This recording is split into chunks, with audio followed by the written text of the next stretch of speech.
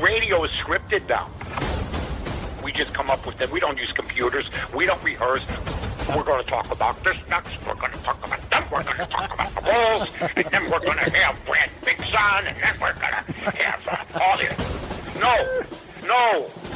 If you don't know what you're going to talk about in the top of your head before a show, you shouldn't be in the business. I don't know what you got. I feel like Vince Vaughn in a couple's retreat. The Sharks are circling. Old school, baby. You're listening to the Mike North Advantage, and it begins right now. That's right. The Mike North Advantage starts right now. I am Aldo Gandia, Mike Swingman, and there he is in living color. Mike North, how are you, my friend? Nothing ever changes. I'm looking at Twitter waiting to come up. I don't know what's going on. Who cares? All I know is I'm glad to be on with my buddy, back from vacation. I guess you were in San Diego. You went to a ball game. You and Donna, saw Donna and you together, which was encouraging for me that your marriage is going well. Yeah, when you're still going on vacations, on long distance vacations, it's all good. You know that. Yeah, that's right. She claims that she still loves me and she's never going to leave me. But every day I watch to make sure her bags are not packed. Well, yeah. I mean, I mean, the first thing that comes to mind is Eddie Olczyk, as I'm seeing your Blackhawks sweater. You know, that's right. The one that was never going to leave ends up leaving, which is the media business nowadays. So what are you going to do? Exactly. He couldn't wait to get out of town. He took a look at how long is it going to be before this team has a competitive squad out there on the ice? Yeah, I'm out of here. and I think also that I was with a bunch of my buddies, about 10 guys that we grew up together, played ball together from the time we were like 11, 12, 13. There used to be like 18 of us. But they were all diehard Blackhawk fans. And they're not satisfied with how that whole thing went down with the sex scandal, with how the Blackhawks, this was the main contention, not about who's running the show, who's doing this, is Eddie going to be there, is this guy leaving, why is Foley gone? Mostly it was that the NHL basically wiped their hands and told the people that allowed this to investigate it. And that still bothers a lot of people. And I don't think just naming different people to different positions is going to change that anytime soon. Mike, one of the most poignant moments in barroom network history was when you talked about that scandal and you called out Jonathan Toews. And I mean, you did it street style, but still being professional as you always are. And I was really taken by your words and the stinging effect they had on the Chicago Blackhawks organization. And I was really proud of you for voicing your comments. It's something I'll never forget. Well, thanks, Aldo. I think it was, if I'm not mistaken, because me and you have talked about so many things over the years. I'm saying years now. I thought it was going to last like 3 weeks. And like some of my marriages. To be honest with you, I'm not going to be a BS artist. I always knew it was going to be good. But I just thought him backing up the organization was a bad look for him, especially since he was gone for a year. You know, we still don't have clearance on that. We didn't hear about 2010 till later, way later, like 2021.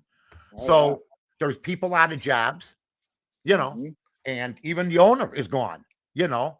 And, you know, I don't know how the new person in charge is going to be, but I don't hear, how you doing, Adam? I don't hear a lot of hope. So we'll see what happens.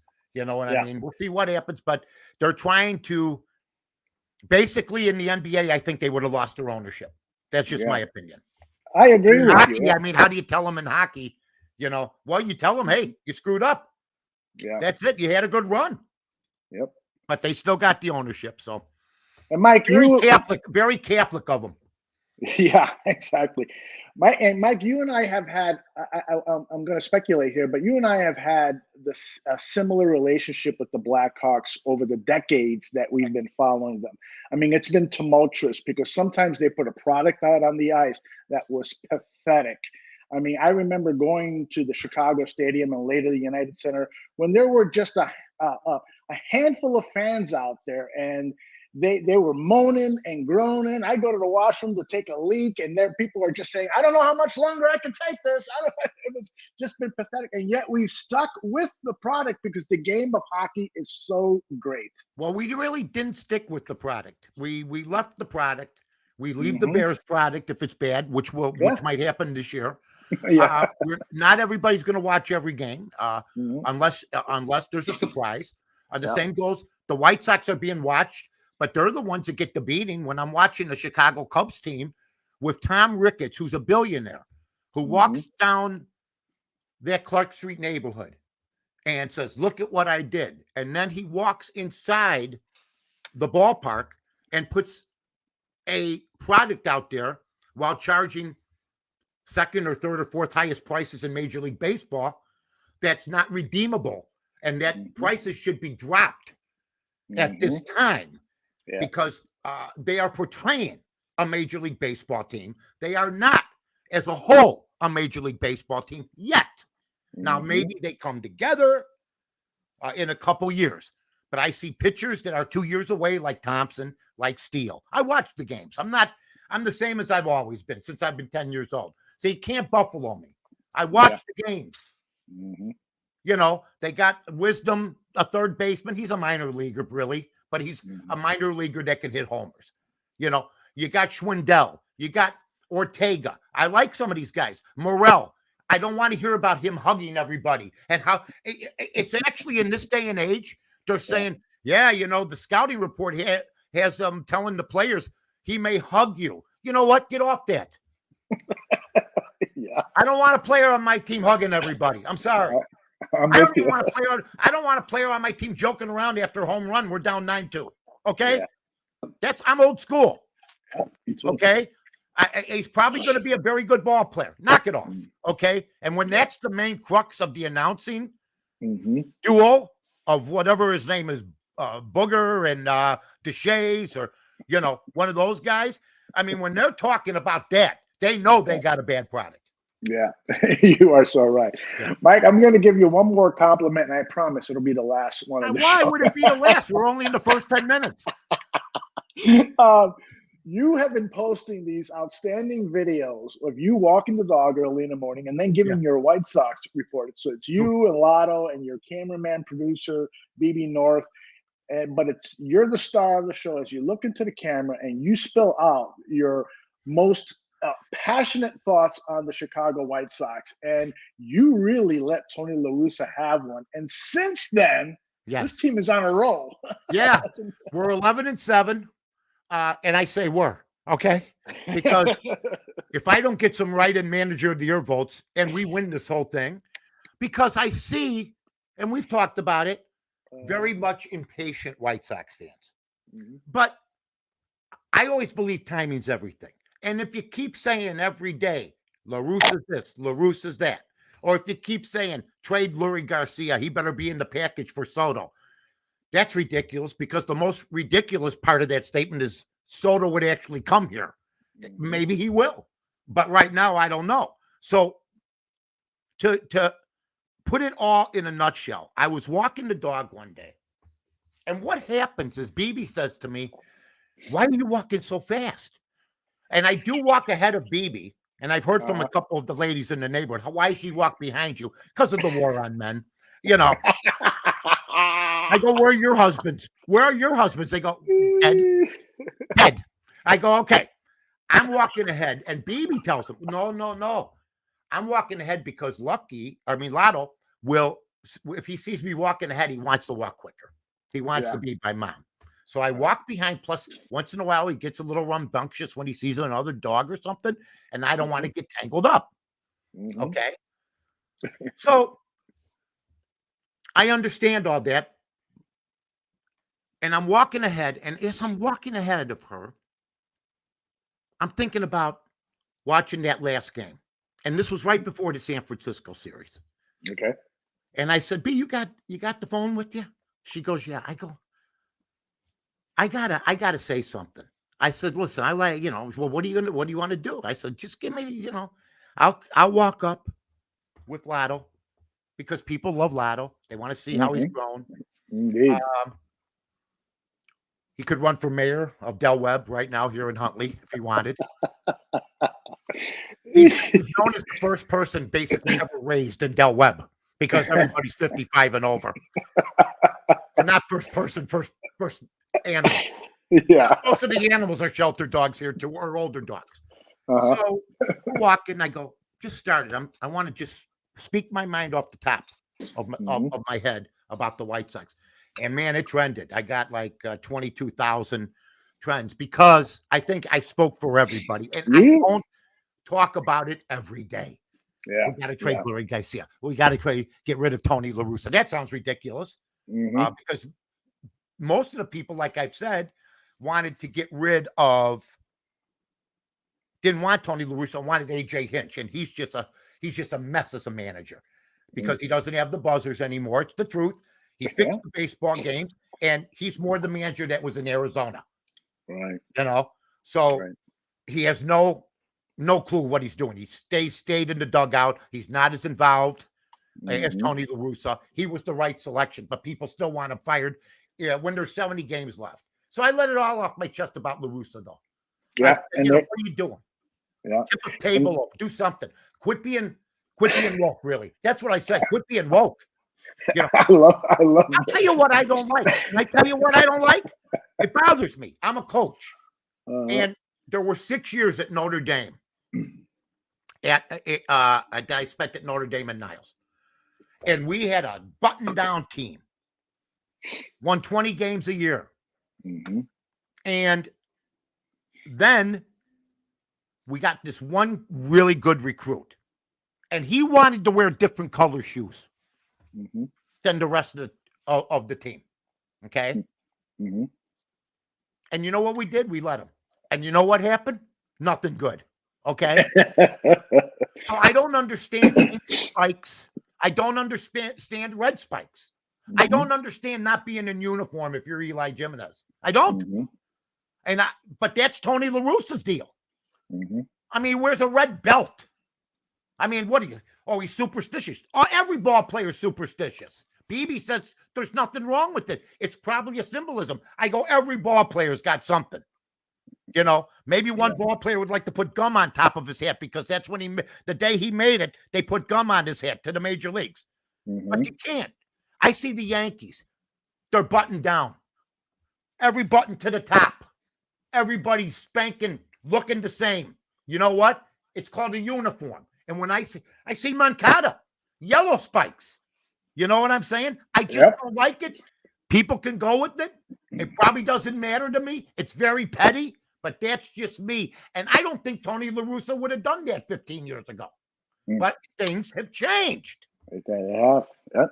A lot of people in the chat room are talking about Lance Lynn. Harp says he's a blowhard, and a couple of other people are not fond of Lance Lynn, who is only, I'm going to say, 1-3 this season. He has not won a game since the only game he's won is back on June 20th against the Toronto Blue Jays in a game that he gave up 3 earned runs and 5 total runs. So he has not had a good season. What do you think about Lance Lynn? You think that the bubble has burst with him? You'd like to, he came off an injury. You'd like to give him a couple opportunities, but you also see how much fatter he got, how much heavier he got. You see his conditioning. He's bigger than he was last year. I don't care what anybody wants to tell me. I got eyes. Okay. So I don't want to say that's the only reason. But he labors after 3 innings. So that was a different pitcher last year. And like I said, of course, injuries come into play, but he was ready to come back according to the White Sox. And he just doesn't look like the same guy in pitcher. Now, I'm wrong. But if you try to tell me he's fit to pitch in the major leagues right now, as an aging type of pitcher, you know, Yep. I'll tell you, I think I've been observing sports for 60 years. I'll tell you otherwise. Yeah, I'm with you, and it's a shame because this guy really captured the hearts of White Sox fans last year with his, kind of bravado pitching, Absolutely. I and liked him in the dugout this year when he mhm, yelled at him and the coach got into it, yeah, McEwing. So I like that, but I mean, he gets on the field, mhm, I mean, Giolito seems back. Dylan Cease has been great. He's got, I think, the best changeup in baseball. The other pitchers, Kopech, I mean, I think we're going to win the division. But there's no doubt in my mind, I think most of America knows now that the real manager of this baseball team is one Mike North. absolutely. I'm telling you, man, they should pay you to go in once a week and talk to these Oh, ball they saw it. They all saw it. Yeah, Believe I me. bet they did. And you know what? Absolutely. I don't think there was the thing that surprised me. There wasn't much griping about what I said. Usually I'll say something and I'll get some feed. There was no griping. Everybody knows it. Everybody knows I'm a White Sox fan, and the credibility I got is I'm a Tony La Russa backer. Yes, you But are. if you're not going to show me the same Tony La Russa that I recommended for the job, then you're going to have a problem with me. Like I say in the video, you like to talk about being well, not him, but people like to talk about him being the second winningest pitcher. He's the second losingest too. He's only won 53% of his games. That's right. In my world, that's horseshit. But if you stick around long enough, you'll win 3 World Series. The thing that I won't condone, and I don't care what anybody says, Ozzie Guillen did get personal with Tony La Russa by calling him a Rick Renteria with credentials. Rick Renteria's 309 and 390. He managed horribly into one playoff series against Oakland, panicked. Tony La Russa's won, like I said, second most games and 3 World Series. That was an insult. Ozzie would never say that to Tony La Russa on set. You know this. We did TV, both of us. You rephrase the question. But when you're going off the cuff and you're not, that guy's not there, because I know what it's like to argue with Ozzie if he hears it. Okay? Yes, if Tony La Russa wanted, he could have called that day and requested to come on the air and basically disarm Ozzie. Seriously. Yeah. Yeah, and Tony's had a history of confronting baseball announcers. It's a famous story with. Basically, he could say Ozzie's Rick Renteria with credentials. Yeah. More than Tony. So he could say the same thing back to him, and it would be, I think, more legit. But Ozzie's got a World Series too. Mike, did you get a chance to see the All-Star game? Because I did. I saw most of it, and I was really, really impressed by the uniforms. The play, it was not a super exciting game, but the broadcast where they're talking to players throughout the game, they have different players mic'd up. I thought it was sensational TV. I was really impressed. Your thoughts?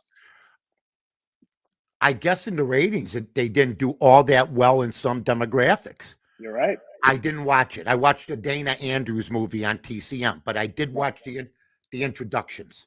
Okay. I love the introductions. So I watched that. And then I said, it doesn't mean anything. I'm going to take a break. I may flip back. Okay. And this is what I've heard from a lot of people. First of all, I love the uniforms, but a lot of people, great. But a lot of people want the way it used to be still. And some young people, home, the Cubs, this or that. But they do this for obvious reasons. To try to be more trendy. They can also sell auction off the jerseys. And I love the white. The darker one I was okay with, but I did love, I told B, look at those white uniforms, how great they are. So I give that a B+ to an A-, the uniforms. But as far as the All-Star game is concerned, I didn't really watch a whole lot of it. I'm sorry they didn't do good in the ratings because I've loved watching this baseball season. But I guess a lot of people now look at things differently than they did in the past when there was only 5 channels. We would all watch the All-Star game. Well, we only had 4 other channels to choose from. Now there's 200, so I mean, I watched bowling too that night. Ladies bowling on CBS from Addison, Illinois, the college bowlers championship. Okay, Yeah. I turned that on because it's actual great. I love bowling. And, me and B watched a little bit because, the Dana Andrews movie ended. And then I turned on a little bit of the All-Star game to see what the score was. At the time, it was 3-2. And I went on to my other things. Period. Do you remember the title of the Dana Andrews picture that you saw? Well, I saw it was Dana Andrews' Day. Exactly. Yeah. Dana Andrews, who was the brother of Steve Forrest, who played Jack Ewing after the original guy died. Right. And wasn't he also on Star Trek, the Forest? Yeah, and he talks about Dana Andrews was a stoned out alcoholic who managed to stay in movies, but because of his alcoholism in the 50s started doing film noir movies. They're great. Yeah. I mean, I could look them up. You look Laura. Oh, Laura was great with Gene Tierney, and Gene Tierney's a tragic. And Gene Tierney, for people who don't know her, I put her as underrated along with Hedy Lamarr as beautiful actresses that, but she ended up having mental problems and dying very young. Married numerous times, and it's very tragic what happened to her. But she made a couple movies with Dana Andrews, and they're a great screen pair, but I don't remember what the name of the movie was. But film noirs are my favorite, black and white, the way they light them. Fritz Lang did the directing, one of the all-time great directors. I saw another Dana Edwards. I know this is over people's heads, maybe some people's, but I'm into these movies. Ben Hecht, who was later on a producer with Burt Lancaster and their own, and he wrote another Dana Andrews movie, and it's just like raw stuff, man. Yeah, women are rotten, guys are rotten. Everybody's rotten, you know what I mean? And somehow things work out okay.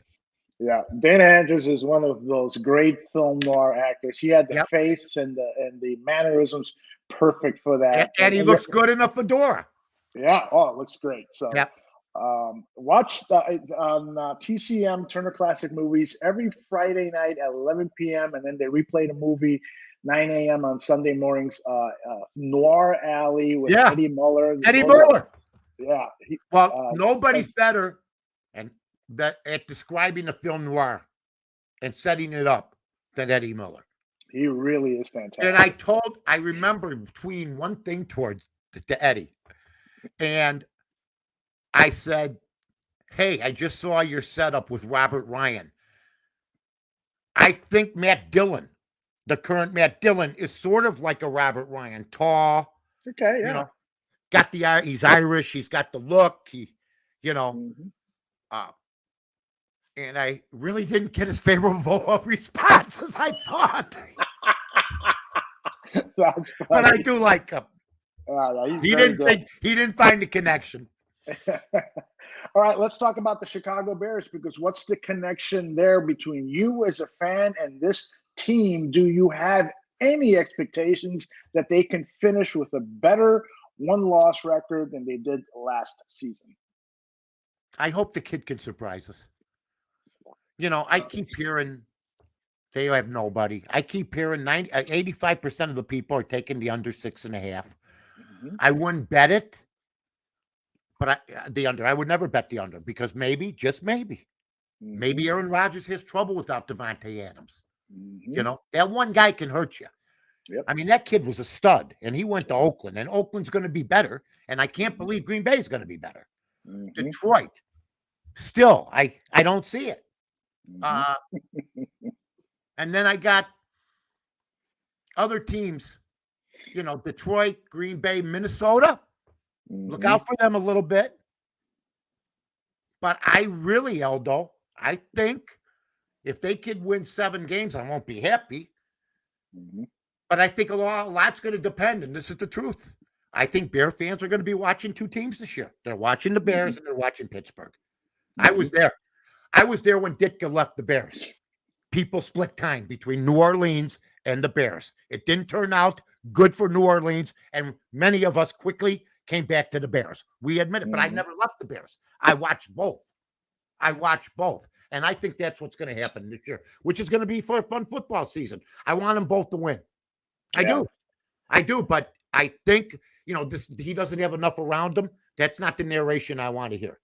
You know, you didn't trade up to hear that. Okay. But I will tell you this, if he passes the ball and there's a guy on the receiver, we'll know the receiver's not good enough. But if he Right. passes the ball Mhm.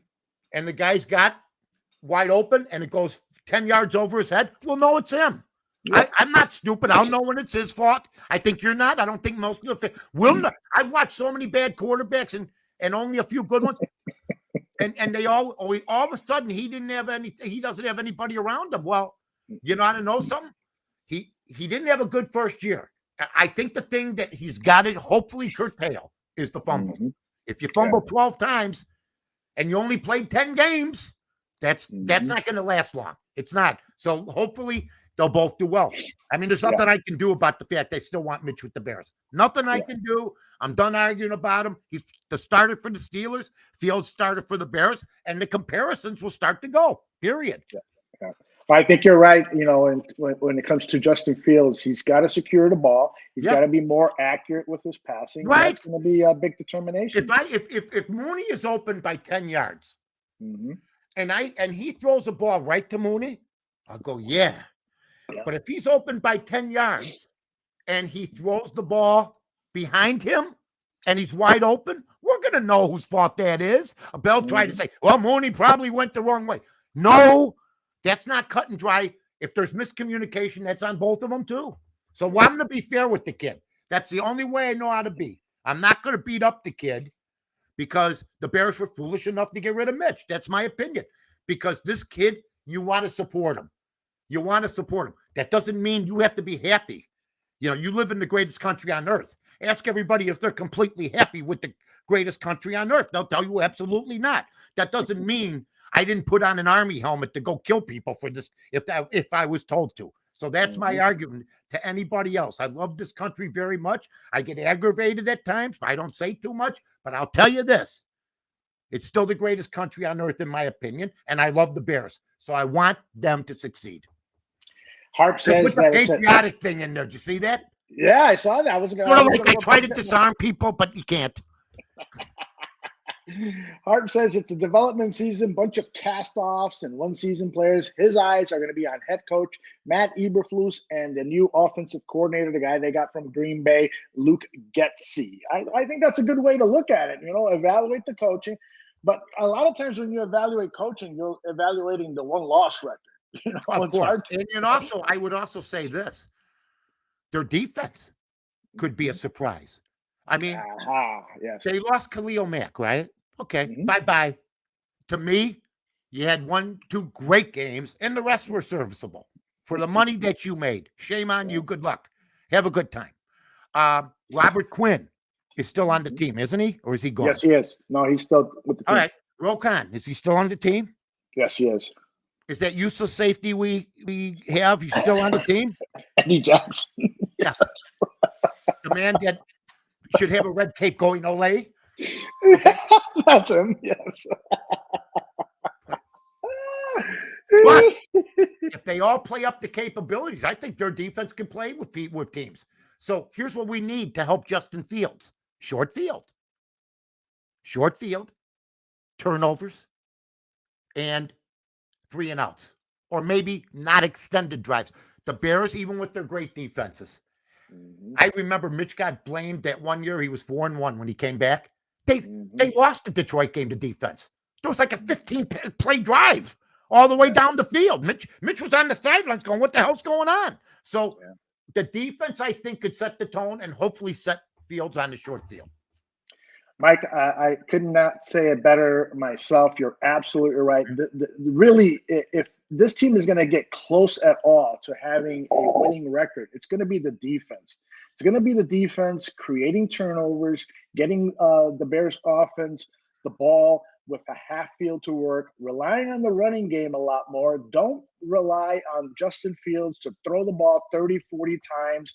It should be good old-fashioned football with a hard-nosed defense that offenses from other cities are going to be afraid to come to Soldier Field and play. Let's get back to Dick Butkus, Mike Ditka type football.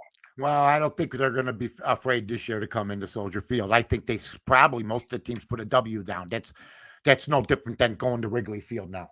Mm-hmm. I mean, Mike Schmidt, and I told this story. I interviewed Mike Schmidt, and one time at in Bolingbrook, the golf outing, the celebrity golf outing.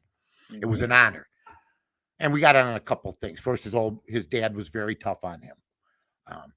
He was raised really tough, and I didn't know that, but as we were talking, I could sense he was happy to be talking about it. But then we got on the subject of the Cubs, and he said when he came to Wrigley Field for a weekend series, he expected a minimum 2 home runs, okay, and to sweep the series.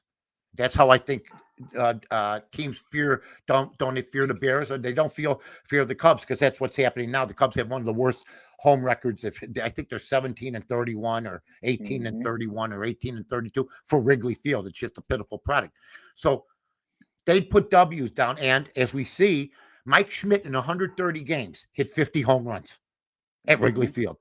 In 130 games, folks, and he had a OPS or something of over 1,000, higher than his. If he had played at Wrigley instead of Veterans Stadium, he would have hit over 600 home runs easy.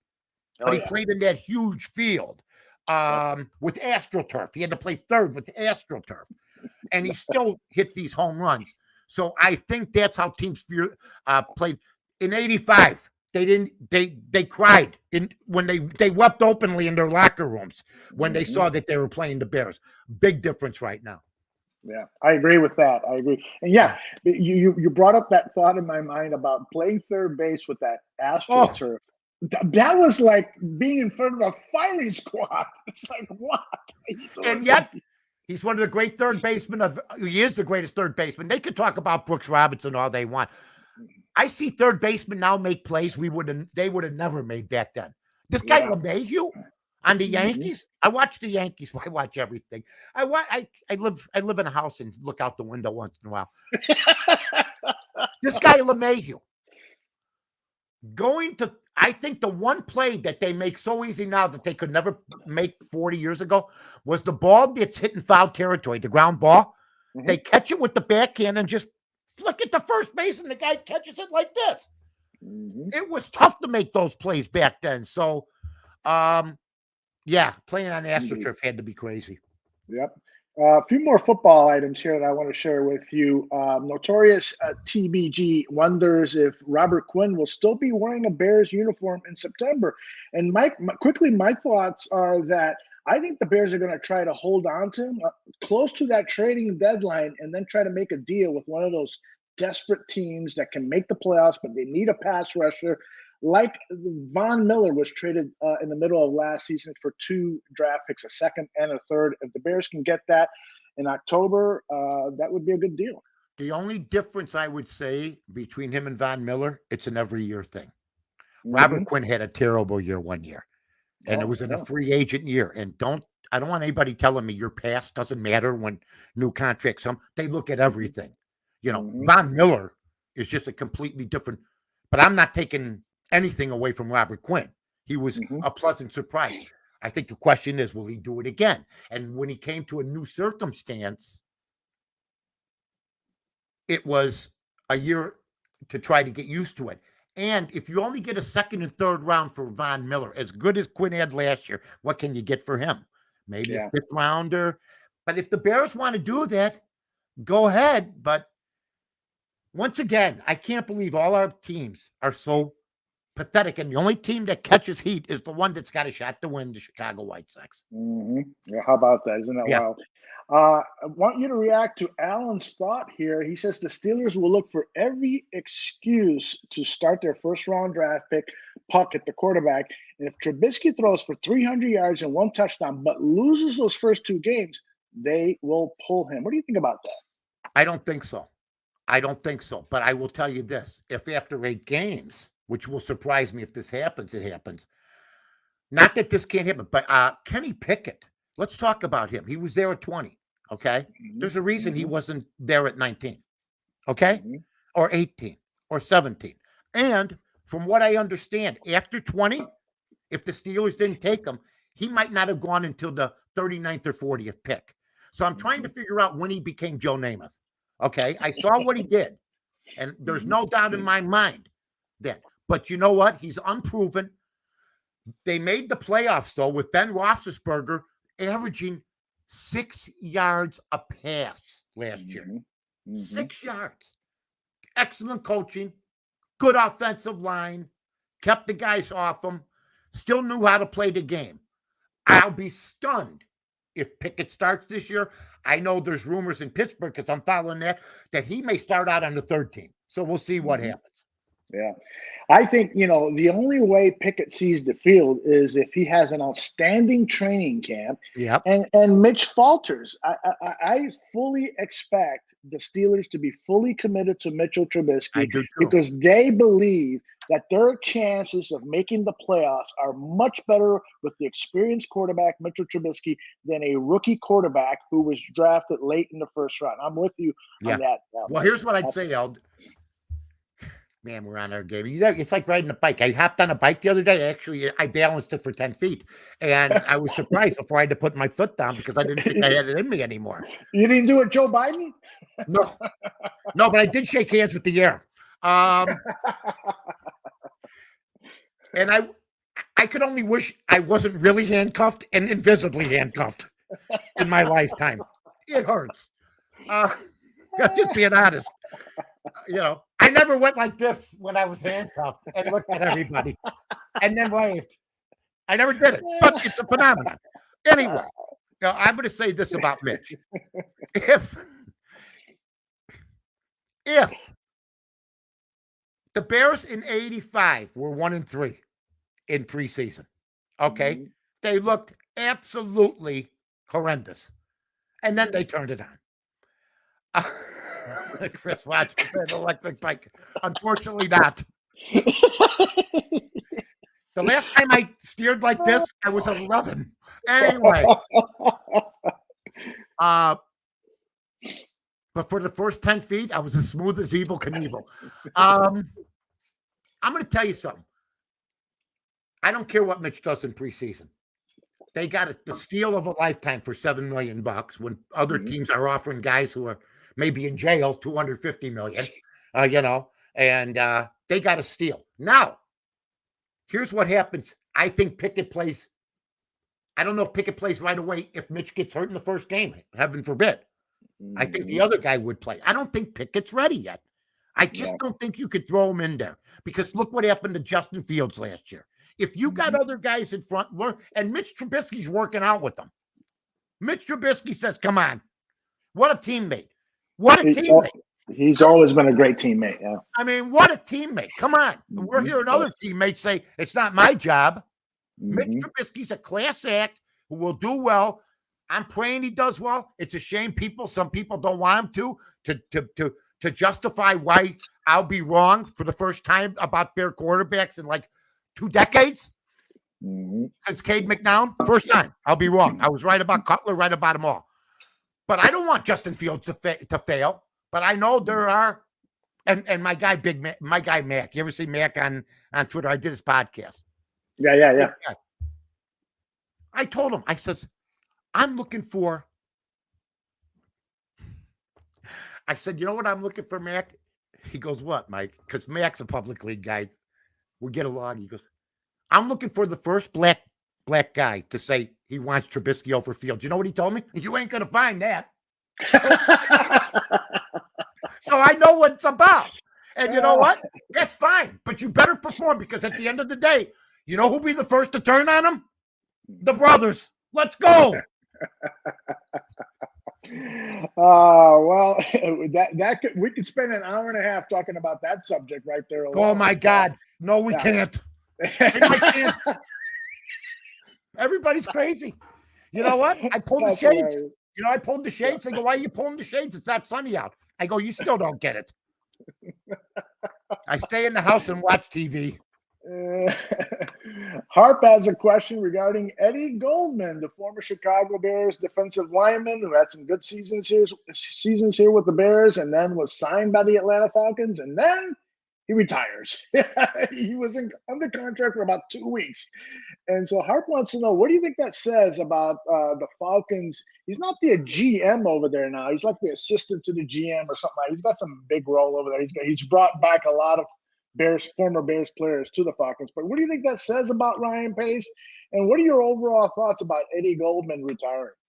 Well, he forgot to tell everybody, according to one Twitter guy, that he retired in 2019. That's right. That's all I'm going to say on that. So that's right. But there's Ryan Pace's handprints on this somehow. And Aldo, we got to be fair about this. You got to know your personnel. But then I see where the Bears GM they have a wing now called Cell Block 3, where they picked up 3 guys for weapons and everything else. You know, that happened during the Fred Miller days. And now we got these guys who aren't doing their homework, apparently, that think, you know, when you have 3 guys in one offseason, Aldo, that have police problems. Yeah. What's the background going on here? Seriously. You know what I'm saying? Yeah. You know, I what is the background on that? I mean, it just doesn't look good. It's not a good start for either Pace or the Bears. Yeah, it is concerning. You know, there's no doubt about that. But regarding Eddie Goldman, you know, Eddie Goldman was an outstanding Chicago Bears interior defensive lineman. He could eat up a lot of space. He did a lot of the dirty work. There was always 2 guys blocking him, and that freed up space for Khalil and some of the other guys to do their things. When he wanted to play, he was a damn good player. But when COVID hit and he said, you know what, I'm going to sit out this season, I'll still get most of my paycheck. And then the following season, the Bears couldn't even contact him. He wasn't returning calls. And then he shows up to training camp late. You could tell this guy is done. He doesn't love the game anymore. That's the problem. I will tell you this. The 2 guys that stick out to me, Eddie Goldman's one. There's no doubt about it. He didn't want to play anymore. And Trey Burton. Burton. He was another guy to bail out of a championship game because you're having issues.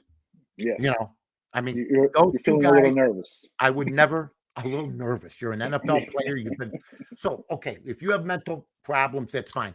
But my God, tell somebody ahead of time before the championship game.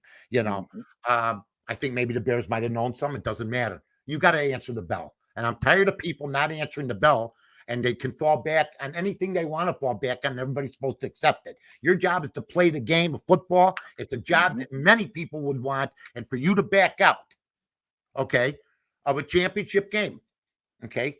And the same thing goes. I remember CC Sabathia went to get alcohol rehab the day before the playoffs started. It couldn't wait a week. You know, it took me 30 years to quit. You can't wait another week.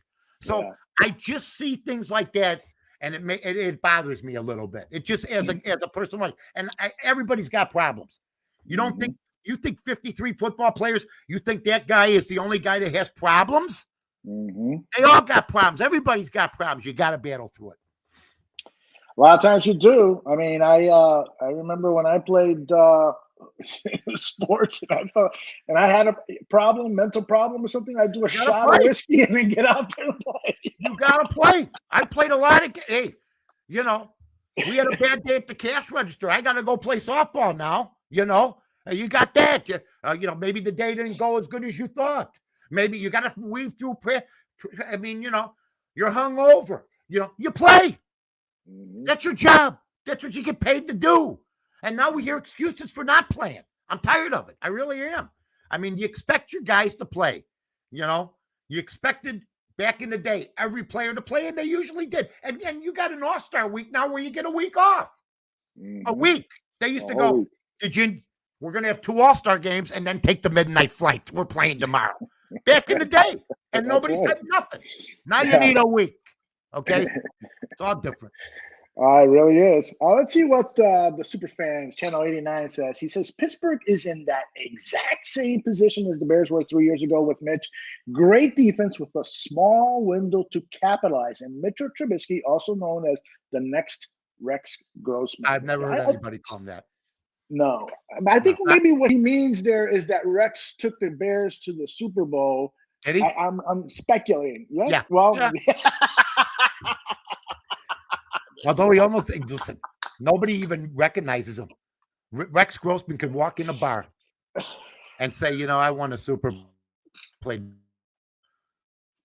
and did not play in the Super Bowl. I bet anybody in there I played in the Super Bowl. Okay, so I give him full credit for that. But Mitch Trubisky holds Bear records. Rex Grossman was a 50% passer, and you know what? I give him credit for playing in a tough town and never bailing out, being pretty good with the media. I'm never gonna disparage the guy, but if Rex Grossman was Mitch Trubisky, he would have had a 10, 12-year career. I mean, a good one. Yeah, I agree with that. All right, I wanted to touch on a little bit about our Chicago Bulls with you because a lot has happened since we last talked. Now, they've picked up veteran free agents like Andre Drummond, and they've extended the contract of Zach LaVine. He is now a maxed out player. He's going to be making more money than Elon Musk, given the way that stock is going. Although I want to congratulate Elon Musk. I saw him with his shirt off. He's whiter than me. Oh my God, I saw that picture too. I was like, holy cow. First thing I said is vanilla. He's so white, he's clear. But what do you think about these Bulls? Do you think that they could compete next season for the NBA Eastern Conference Championship? No. Let's stop it. Because you know what? They're 55-1. Even, listen to this. They signed Zach. I have no problem with him. No problem with him. Plays as hard as he can. But if you didn't get there with them, investing that kind of money in him, instead of trading him for some valuable pieces, which I think you could get from a lot of people, in my opinion. Yes. I thought, I mean, it was like, I saw Casey Johnson write that it looked like he was going to sign. Well, Casey works for Bulls.com. So I knew he was right. But I said to myself, if I took over and I was 55-1 before I signed him, and I'm still 55-1 after I sign him, is Drummond going to make a difference? No, they wanted to get bigger under the rim. I understand that. He's a space eater. Right. But I just think the Eastern Conference is just so tough now that it's good we brought Zach in. He's an entertaining player, but I don't think he'll ever win a ring with the Bulls. I don't. You got Milwaukee, Philadelphia just signed Harden again. He's out to prove people wrong. You got the Celtics. You got the Heat. It's not that the Bulls aren't going to be decent. Yes, they're just not. They're going to be 5th or 6th, and they'll probably win them. Maybe they win a playoff series. That's what. But if you're 55-1 after you signed a guy to a max deal, and you were 55-1 before, you didn't make a difference. You just re-signed the guy that you're 55-1 with. Period. Yeah, you know, you're making a lot of sense there, and did that happen for the first time finally? I love Eldo. You know, the reason I put it that way is because I don't want to believe what you're saying, but you're making a really good case. You know, why wouldn't you trade him to some team that's got some great first-round picks, Houston maybe, or somebody else maybe? Or some other team that's got some draft. Or here's what I want from our Chicago teams. I want a live, actual pro basketball player and not prospects. In other words, for Chris Sale, I didn't want 2 prospects. I want a actual player and those prospects. We could have gotten more for Chris Sale. Yes. You know, if my fear is for DeBrincat. For DeBrincat. Oh my gosh. Who the hell did we get for DeBrincat? I finally like somebody on the Hawks. You know how hard it is to find a 40-goal scorer who's 24 years old? Am I raising my voice? This should be my next one. How do you get rid of that guy? Because you're tanking. and you want to put out a bad product. You make nothing but money. You're a disgrace. That pissed me off more than anything. But we never get a good player back for Chris Sale, for DeBrincat. Why don't we ever get somebody good for these guys? It's unreal. I'm better. I think I got a new Barroom Network commercial there. My God. You do. Put that up there. I want people to see it. Potter's back. My God. That is great. A lot of comments in the chat room regarding Lonzo Ball. Harp doesn't trust him. Notorious TBG agrees with that. I like Lonzo Ball a lot. And when the team was playing their best basketball with Lonzo at the point, with DeMar DeRozan hitting everything that he shot, with Zach LaVine totally healthy and penetrating with his great athleticism, this team was a force. But Lonzo got hurt, and it seems to be a kind of a repeat of his career. He's not dependable for 82 games. What are your thoughts about Lonzo Ball? If he's dependable, Yeah. I mean, if F. Lee Bailey, the lawyer, missed 2 out of every 5 court days, they're not winning cases. They're not winning. What's wrong with everybody? You got to have a dependable guy. And if he can't be dependable, that's it. How good would People's Court have been if Judge Wapner was only there once a week? Right? Or if Rusty wasn't the bailiff? It's called consistency. It's called consistency. That's what it is. And there's no consistency with Ball. Period. I mean, he seems like a nice player. His dad touted him, but you can't depend on him. And when you can't depend on somebody, it's going to be tougher. This is the only show in history that's going to bring up Lonzo Ball and Judge Wapner and Rusty the Bailiff in the same I'll make it more current. If Judge Judy shows up once a week, she's not worth $50 million a year. I love it. It's the truth. It is the truth. It is the truth. Well, that's the state of Chicago sports right now. We didn't talk about the Cubs. You really want to lay in the number for a little while? No, but what I would like to say is that for people that were wondering where I was at the score reunion yesterday, I couldn't make it. I was invited a couple weeks ago. Very nice. But, I finally had to say I work for ESPN 1000 now. And, I've been there 4 years, and they've been paying me very well. Good Karma Brands has been good to me. And I just, did the 30th anniversary interview with Danny Parkins. And I heard from some current score people, and I heard from a lot of past score people. And I talked to Jiggets, and most of us did not go. But I know some of us went on the phone. I played golf yesterday. I was doing my thing. But at some point, I have to say, no matter how the score started, no matter what I meant to the score, and the guy said 92, when you work for another company for 4 years, and it's the 30th anniversary, I just decided I had to stick by Carmen and stick by Randy. That's still a competitive business. And, as far as I know, and plus their family over at ESPN. And you know what? If you want to be part of the family, you can't be going across the street.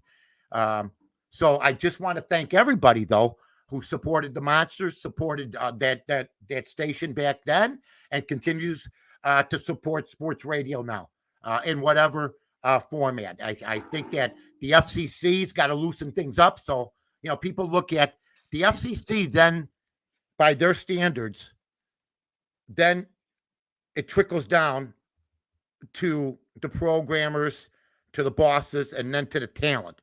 I'd like to see the FCC try to loosen up so they can compete with podcasts, to be honest with you. And I'd like to also say this. I'd like to dispel just a couple things. And I didn't hear this. I didn't listen to the show yesterday. But I was on, I think, the second greatest interview. I'm not counting the interviews I do with Eldo. We're back and forth, and they're great. But when I'm on a different venue, John Calloway did the best interview with me ever. and he just was so professional. I think, Eldo, you worked with him. Yeah, Nobody ever interviewed me like him. And then he even complimented me by saying, someday you should run for mayor. You should run for mayor. And I took that as an ultimate compliment coming from him. But the Red Line radio guys asked me to come down. Eddie and Barstool Carl. And they do a great job. And they did as good an interview of me as ever. And I went down to their studios. And they asked me, you ever do an interview and there's a couple things you'd like to compound on, even though you answered for 30 questions? The one thing that I would like to dispel for people that don't know this about the score, I was no different than Eddie Olczyk. We couldn't come to terms. And what Eddie had asked me, and it was a good question, but it was from what he had heard that I was difficult to work with. And I didn't answer him the way I would answer him now. I said, if I was difficult to work with, I never missed a day. I was there for 16 years. Okay. If you're difficult to work with, Neldo knows this. You don't last 16 years anywhere. That's right. Plus, I had all my guys are still around. Jesse Rogers. When you look at people, Jonathan Hood from the Score, Fred Hubner just retired. There's still a lot of people that worked at the old Score that are still around. I can name more. But I only became difficult to work with, and this is what I should have told Eddie from Red Line Radio and Barstool, because after I turned down the offer. I was offered, I was making $1.5 million a year. They wanted to pay me $750 a year for 3 years. You don't offer even that kind of money to somebody if you're difficult to work with. I turned it down, okay, because they didn't budge. I came from 1.5 to 1 million. So I took off money. They never went up. Okay, that's exactly what transpired. So that's one thing. And number two, I want the Score to always be around. Okay. And if you ask me, what it's like to have a vision come to reality, I can tell you that. So I appreciate sports radio. I think it's got to loosen up a little bit, but congratulations to them. And the 30th anniversary to me, and Eldo will understand this. How long you been married, Eldo? Total with my 3 marriages? Yeah, total them up. I'm gonna count 2 girls I went steady with mine. No, but okay. I've been married to the same. I'm a loyal guy, and I've been married to the same girl for 45 years. Going to be 45 years. Yeah, she could have dumped me anytime up until yesterday. Today's a brand new day. But I love it. But the bottom line is, when you have a 30th anniversary, you have a sandwich, maybe bicker over whether you want to watch The Devil Wears Prada or The Rifleman. That's our 30th. The 25th with the Score was a special time because all the guys were there. This was a different story. I'll be at the 40th. There you go. Outstanding. Mike, you ever argue about TV with Donna? Oh my gosh. You know what's great? A lot of stories. BB grew up in an all-girl household. Single mother, 2 sisters. Her brother died at 27. She was a little girl at the time. She never watched Westerns.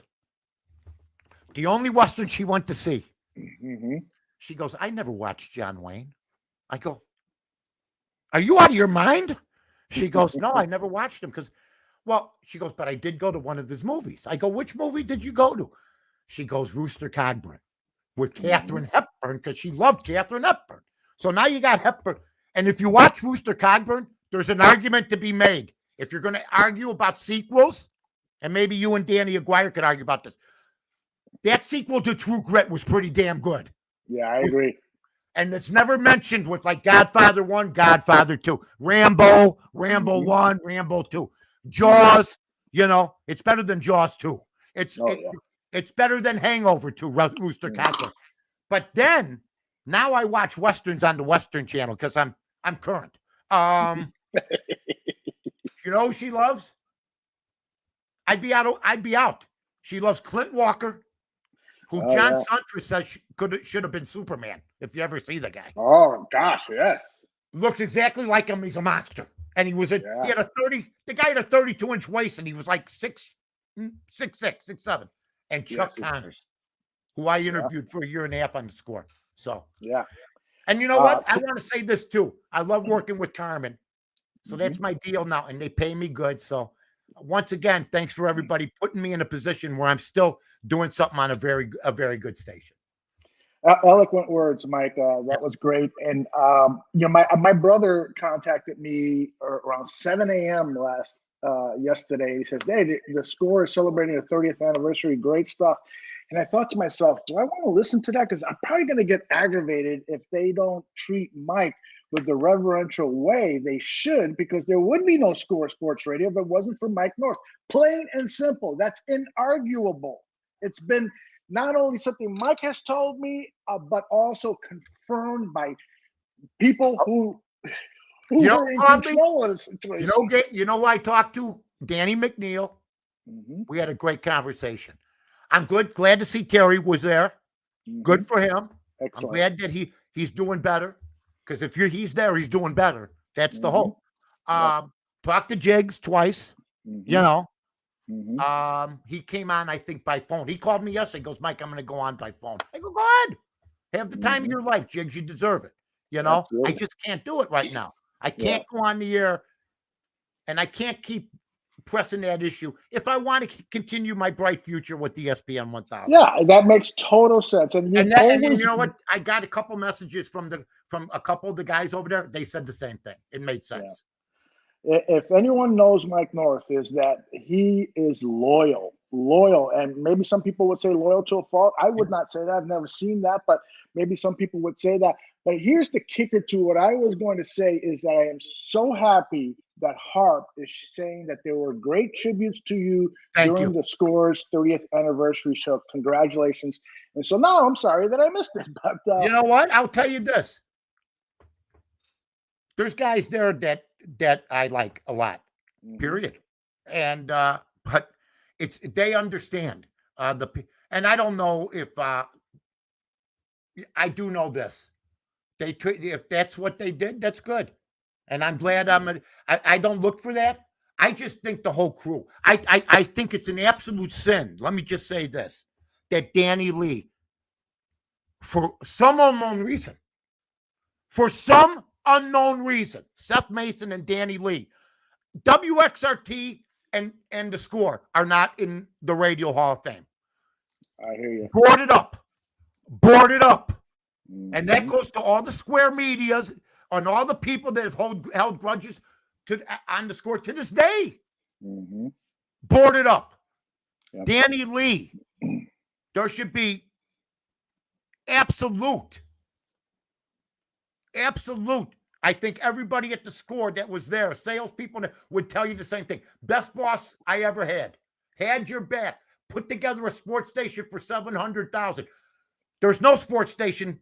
They sold for $77 million, XRT and the Score. Back in the day, there's no two stations that would be locally at that time. I mean, I know their station. They say some top stations are worth $5 million now. You know, so radio has changed. But Danny Lee should be, and so should Seth Mason, for WXRT and the Score. The two bosses should be in the Radio Hall of Fame unequivocally.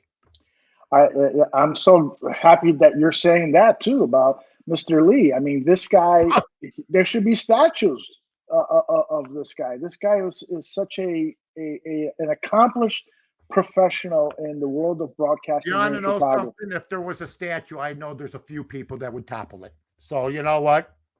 That's just the way it goes. Like, you know, he and it's sad. You know, I mean, I remember when he sold. And they had a party for the new owners at Marquette, down on Erie there, right off the expressway. The Marquette's had it for a while there. I think it's closed. And it was a big deal. And they had a band and everything. And they didn't even bring him up. That's not right. He sat in the audience. They didn't even bring him up and thank him. So That's just not you right. know what? It's a tough. Let me just say this. It's a racket filled with great people, but also filled with people that hold grudges. And you know what? If you do that, you're only hurting yourself. Right. And then, as for those people who say that Mike is difficult to work with, I'd like to share a story.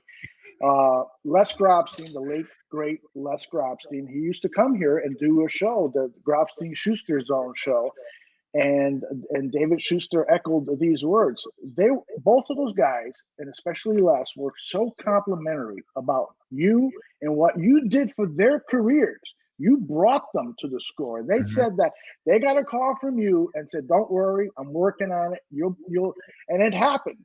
And so here's a guy, Mike North, who recognizes talent and then fights for that talent. You know who called me? You know who called me up? Matt Spiegel. And Matt, I think, I don't know if he says it on the air, but he thanked me for a couple things that helped open the door for him. And it felt good to hear from Matt. I hadn't talked to Matt for a while. I'm happy for him. And he said, basically, I'm doing like Cub games now because you were the first guy to put me on the air. So I had a good eye for the people that I brought over a lot of people. I hired Chuck Daly right at Gibson's. I said, you're going to be my basketball expert. I basically, I wanted the station to be so great. And I wanted it to be so great, and it fulfilled my expectations. And BB said to me, how many people, how many people can have a vision and then be a huge part of carrying out that vision? And that's my wife saying it. And then she said, now come eat before there's a problem. Dave Luckett. By the way, my wife, you know this. No matter what, always has my back. So. Oh, for sure. Well, listen Dave to Dave. with some, says he was in grade school listening to you, Mike North, on the score in the 1990s with my dad in the car. Only two guys, we crying, laughing, listening to Mike North and then Jim Rome. Mike North is the funniest guy I've ever listened to on sports radio. Wait a minute. To this day. Let me tell you something. I heard the other day, well, not the other day, maybe 2 weeks. Jim Rome makes $30 million. God bless. God bless him. Okay. I haven't watched his show ever, but God bless him. I saw me and him bickered just a little bit at Radio Row because I was too loud and he was right down, I go, excuse me. But he's a good guy. He knew who the pertinent players were. But that's another thing when I talk to Eddie and Barstool Carl, who I love. And he does good videos too. Those guys work. They work. Yeah. And they said, you were the highest paid sports radio guy of all time. And I should have clarified it because there's guys making tons now. Local. So sports radio. I know Mancow made more and other people, but local. So I wanted to straighten that out too. But those guys, they treated me like a king too. So it's good. Perks are good. Everything's good. I'm good. Play golf. You're at home. I'm sure you got very many chores to do. How long did you stay in San Diego? I was there for 8 days. And then I got back and I took a number of days off. Today's my first day back doing anything barroom related. And so it feels good to be away for a couple of weeks. Okay. What else we got going? Is there anybody else? I think the Cubs, forget about it. Listen. Forget about the Cubs. Yeah, I'll give you a perfect example. I know we could talk about, listen, I don't mind going overtime. I work once every 6 weeks now. Except on ESPN. But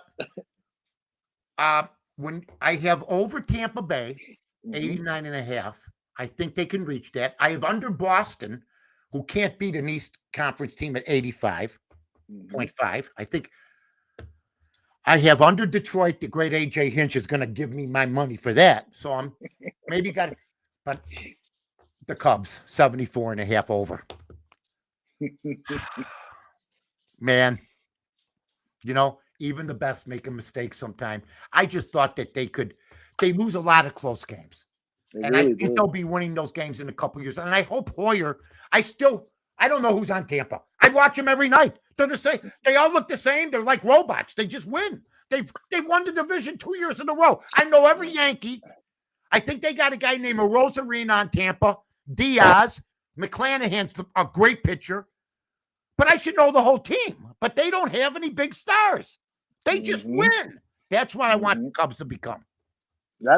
I'm with you. I'm with you. I'm a White Sox fan, but I want all Chicago sports teams to win. I've been rooting for the Chicago Sky. They won their WNBA championship last year. But I do got to bring up something about the WNBA. They held an all-star game here in Chicago, and nobody knew. Nobody knew. They weren't allowed in. They weren't allowed in. They watched from outside. I think they had that's what I read. I don't know what went down. It's the weirdest thing of all time. So look, wish them well. They make money, okay? And they're making some money. Going overseas, they got to go and they want to make more money. But then you better walk in, be in line. You can't be Brittany Griner trying to sneak drugs through a Russian dam. I'm afraid to go through the thing at O'Hare because I got a lighter on me. You know, he's bringing drugs through a Russian checkpoint. Come on. Move. Hart wants to get your preview on the Yankees Astros this weekend. Critical preview, the AL postseason matchup. Okay, Harp, here it is. Does anybody ever announce like this? Base it. No, now you got to listen. No, there's no more 2-2. You know, I would go on and do it in my 1950s voice, do a whole game. I love that. To the White Sox game. Tonight is the Yankees versus the White Sox with the fantastic Aaron Judge. And he'll be pitted against our guy, Lucas Giolito. What a ball player he's turned out to be. Makes his home in Compton during the offseason. And, but they don't do that anymore. You know what I got to hear? I got to hear a guy miss 3 pitches and then go, Steve, why is it corn on the cob and not cob on the corn? I don't know, but I do like corn on the cob. In the meantime, there's a homer. I used to listen to the announcers that never missed 1 pitch. Never. They miss whole bats now, these announcers. You know? But your good buddy Hawk Harrelson would miss a few pitches. So sometimes where he didn't say a word for a couple He left the booth one night.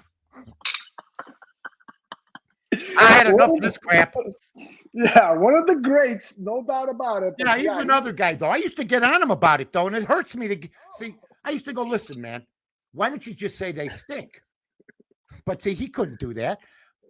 Mike, I think the fans are smart enough. If I keep it silent, they know what happened. And he was right. Hawk was right. Yeah, but I just wanted to hear a description of the error. Yeah, well, you had him on this show, and he said that. I remember you guys talking about it. Yes, you wouldn't rip him about it. He goes, boy, you'd like to give me a hard time, don't you? I love Hawk. I miss great. Hawk. I miss Hawk's announcing.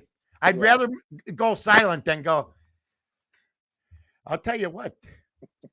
Did you have the pretzel downstairs? I had the pretzel. It was a little bit salty. By the way, home run just hit.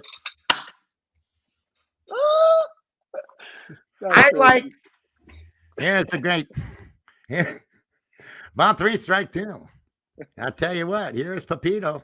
Vince Scully used to just eat up all sorts of time because he did it by himself. You know what I mean? He did everything by himself, and he'd come up with here's Pepito, raised by wolves, and lived in Tangiers for a while, ladies and gentlemen. You know, he would just bring background stuff in. Yeah. You know, now it's just. Nonsense. But you know what? If you like that kind of broadcast, it's combination talk shows and baseball. Then do it.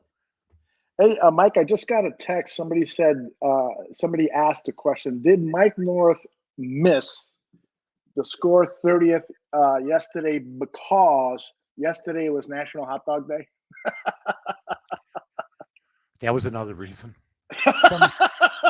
Without the hot dog stand, nothing happens for me. We had 3 of them. Without the hot dog stand, nothing happens for me. And I posted some pictures when the cops were revered in this town and when this town was treated with dignity, even if we had our issues. And I always treated the cops with respect. 2 great stories about the hot dog stand. We were in a building that was set back. So when it got dark at 6, 7 o'clock, okay, in the winter, it was you had your sign and outside and it was lit up and you could see it because it was out on the street. But one night we had one of the kids working and me, my buddies, 2 buddies and 2 off-duty cops were sitting in the back. And three dudes walked in and they started looking around and we could hear them. And they're just looking and looking. And then out of the thing, the coppers and everything else. And they decided they didn't want anything. So, shit's been happening for a long time. Keep your head on a swivel, Absolutely. And I hope the city gets straightened out soon because I love it. Yeah. So does Eldo. We love Chicago. It was a first-class city. And I want it back. This is the first time in my life, there's always been violence in the city of Chicago, but crazy. I've always told people who want to visit, don't worry about it, come. I can't say that anymore. No. It's gotten out of hand. No, I mean, it made what I did, and it's made what you're moving and made what you did legitimate. I'm sorry. I saw it coming 4 or 5 years ago. And I just don't want to put up with that. I don't think people should be doing wheelies on Monroe Street. Okay. and spin arounds in Portage Park. Okay. I don't think that should happen. Yeah. And as your mayor, I will bring back rubber bullets and tear gas. My God, you can't let people dictate, period. Yep.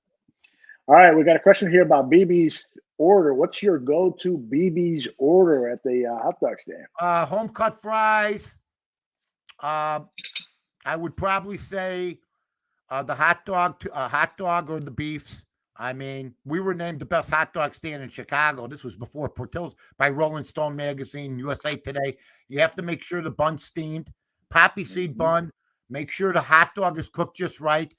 If you aren't familiar with a hot dog stand and you go in, ask them to serve it to you plain, because what they like to do is keep the hot dogs in from the night before and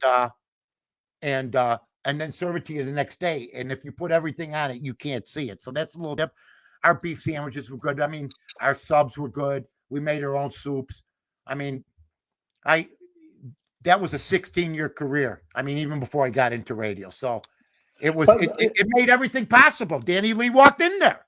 So and so did Norm Weiner and Lynn Bramer. It made the 30. If XRT never comes in there, I'm just telling you, there's no score. There's no score. They were going to go within a week to cool. Well, no, not a week, a couple months within because they had just applied for the call letters I think it was WJZZ for jazz. They were going to go jazz or cool country. So they walked in there. We became friends. We started talking. I had brokered time on radio. I got my opportunity. They were going to give me weekends. It ended up working out where I ended up doing it during the week. And, it's a success story for everybody. And a lot of people been employed. A lot of people. Great people. You left out one thing.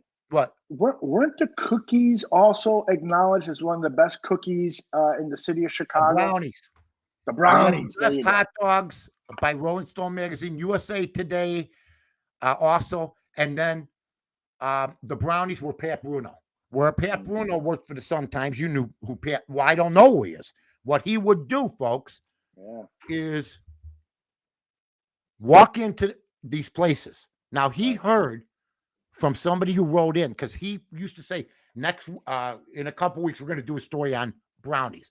Somebody wrote him and said, you're not going to believe this. There's a hot dog stand at 3507 North Milwaukee that has the best brownies in Chicago. Okay. So what this guy would do is walk in and you wouldn't know who he is, and he'd order certain things. So we don't know who did it. Our place was crowded, during the days. We open up the Sun-Times. We're the best brownie in Chicago. Well, we have like a little case Mm-hmm. We had busloads of people on Milwaukee Avenue. We had a line. We had like 50 brownies made, you know? We were cleaned out. We said, "What?" But then they ate our other food and it helped us. You know, we said, come on in. And we also gave them some discounts for coming. You know, that's how you do it. And so we got, my favorite story is the Wendy's story. You know that Wendy's story? No. Okay. I'm driving down Milwaukee from Pulaski. I get off the Kennedy. I used to go back. You know, we do it, side streets and everything. Sure. I turn right on Pulaski down Milwaukee Avenue. There's a Wendy's about 3 blocks down. I look up at the sign. It said Wendy's hot dogs, best hot dog in Chicago. I look down. I go, you got to be fucking kidding me. I go to my hot dog stand 2 blocks down, away from that Wendy's. Bibi says to me as I walk in, because she was there earlier, she goes, what's the matter? I go, you know what I just saw? I just saw on a Wendy's best hot dog in Chicago. We're 2 blocks away. We've been written up and everything. I go, how can they say that? And she goes, I don't know. So what do? Because back then you had to do your own. There was no Twitter to say, hey, you see this crap? I'm going to put this picture up. No. Was that loud? I call Channel 7. I go, I got a problem with somebody that's stealing my best hot dog in Chicago. No. Channel 2. No. Channel 9. No. Channel 5. Yes. Oh, good for them. I get a call. It was considered. I get a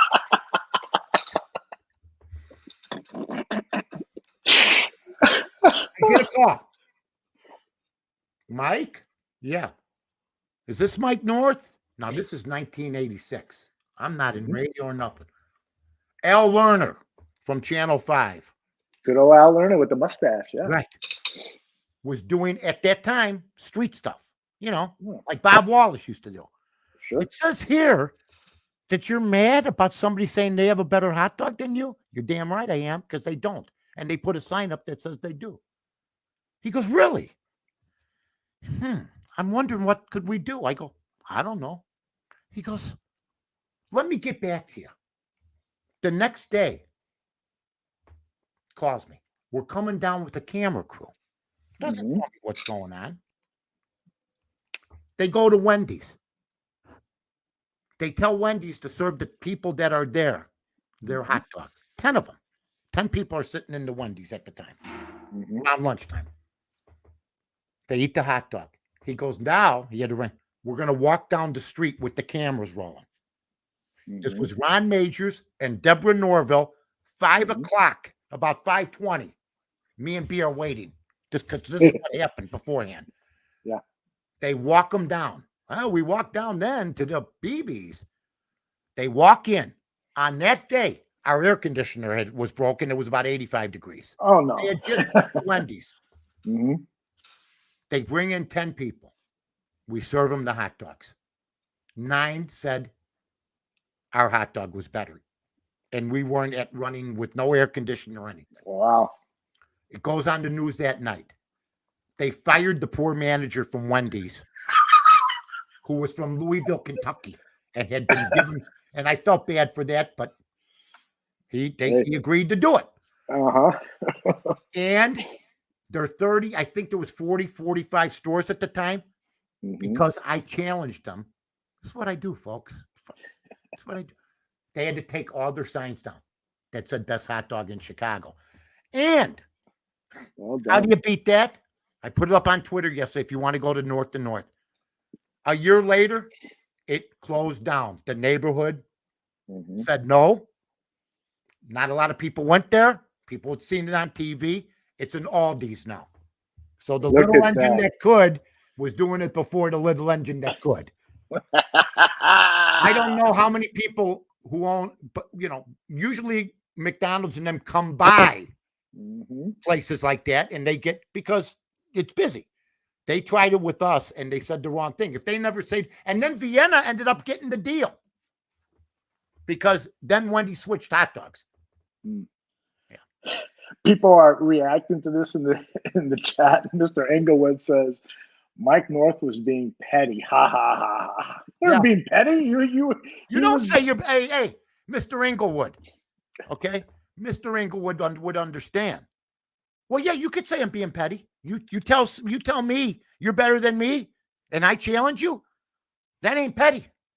That's stick up for yourself, and that's what they did.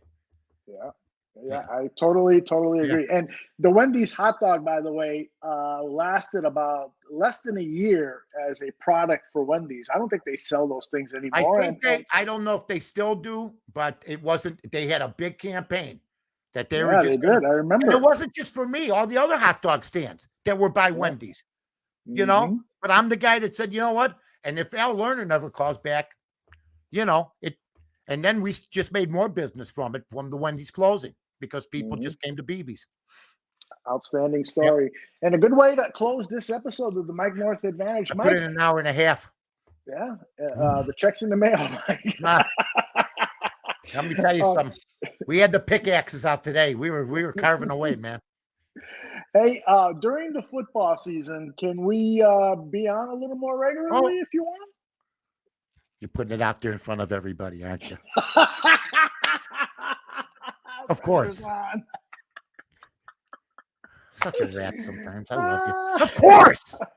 Of course we're going to be on more. Are you kidding me? Have we ever not been on? I think we were on pretty regular last football season. We went into this schedule now, our once in a while schedule. We went on that about 5 months ago. Yeah. So, I'll be on. We'll be on every week probably. Okay. Awesome, man. That's what I wanted to hear. I just started sweating. As soon as the show's over, he goes, I'm soaked. Everybody does that, Aldo, no matter what. That is true.